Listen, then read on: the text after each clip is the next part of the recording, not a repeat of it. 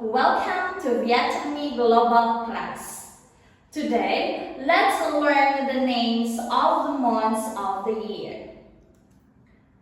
So there are 12 months in a year. January, it's January.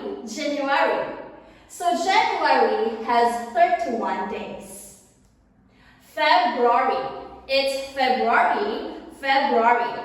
So February usually has 28 days. In a leap year, February has 29 days.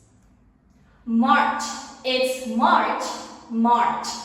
So March has 31 days. April, it's April.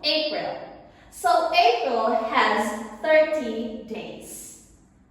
May, it's May.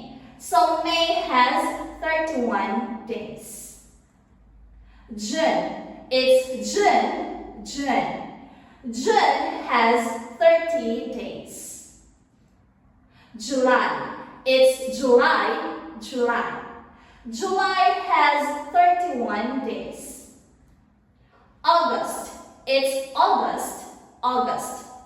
August has 31 days. September, it's September. September has 30 days. October, it's October. October has 31 days. November, it's November. November has 30 days. December, it's December. December has 31 days. Thank you, and I am Teacher Ella from Vietnamese Global. Goodbye.